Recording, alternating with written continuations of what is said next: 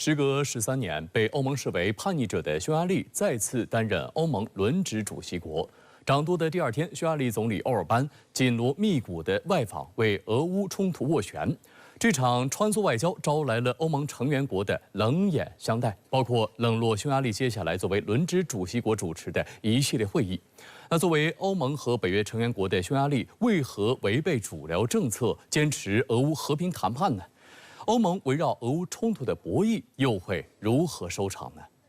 欧盟委员会15号宣布，由于匈牙利担任欧盟理事会主席国以来的一系列举措，欧委会主席冯德莱恩决定不派高级官员出席匈牙利主持的理事会会议，仅在理事会非正式会议上派高级公务员代表出席。这也被外界看来是一种降级处理。欧盟外交官还透露，欧盟机构领导层另一个重要人物，欧盟外交与安全政策高级代表博雷利，将在8月底欧尔班召开欧盟外长非正式会晤的同时，召集各成员国外长参加正式的外交事务委员会会议，从而阻止他们前往匈牙利。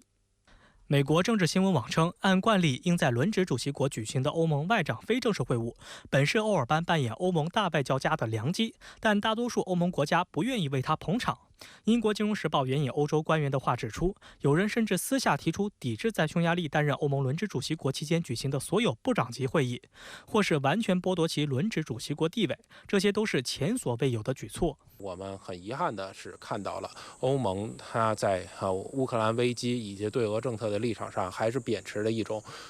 政治正确的这种态度，以及一种价值观跟所谓意识形态对抗，基于这样的一个前提，那么将在军事上面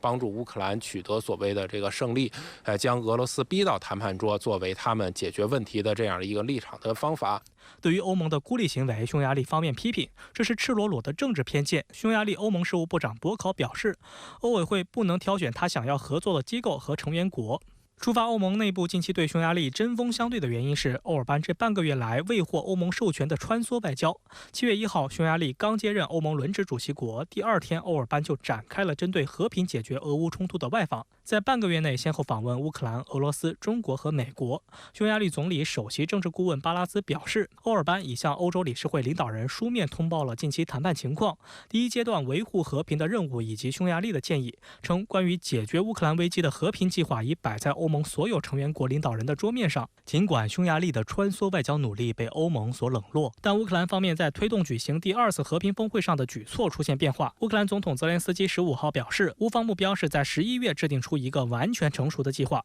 并据此举行第2次和平峰会，并表示俄罗斯的代表应该参加。而11月也是美国总统大选投票的时间。特朗普此前曾多次表示，如果再次赢得美国大选，他可以在24小时内解决俄乌冲突。15号，泽连斯基称，如果特朗普最终赢得大选，乌克兰将与之合作。16号，据一位参加美国共和党全国代表大会的共和党高级官员透露，特朗普准备在没有中间人的情况下就解决乌克兰危机，与俄总统普京进行对话。俄媒称，俄罗斯总统新闻秘书佩斯科夫强调，俄罗斯仍对任何有关乌克兰问题的对话持开放态度，包括有中间人参与的对话，但前提是必须实现俄自己的目标。为期4天的美国共和党全国代表大会开幕，会上正式提名特朗普为共和党总统候选人。特朗普随之宣布选择俄亥俄州联邦参议员万斯作为竞选搭档。酝酿超过半年时间，释放有关副手的多个烟雾弹后，特朗普为何最终选择了万斯呢？特朗普在共和党全国代表大会首日现身，这也是他遇袭受伤后首度公开露面。特朗普右耳缠着纱布，进场后与参加者握手，之后走到他的竞选拍档俄亥俄州参议员万斯身边。万斯在社交媒体 X 上发帖称，我满怀感激能与特朗普前总统一起竞选，深感荣幸。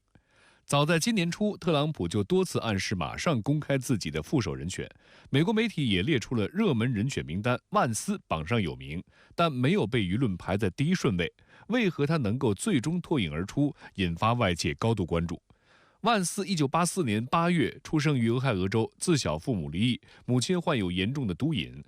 由外祖父母抚养长大。高中毕业后，他加入了海军陆战队，被派往伊拉克从事公共事务工作。毕业于耶鲁大学法学院的万斯，在从政前在风险投资领域工作。事实上，这名80后参议员有着多重身份，既是律师、风险投资家，也是畅销书作者。2016年，万斯出版了回忆录《乡下人的悲歌》，讲述了他在美国铁锈地带的艰苦成长经历和该地区白人劳工阶层的生活挣扎。很多人都认为这本书解释了特朗普在当年的选举中获胜的深层原因。值得注意的是，在特朗普寻求连任的2020年，这本书被搬上大荧幕，进一步为万斯打开了知名度。I know I could have done better, but you got to decide you want to be somebody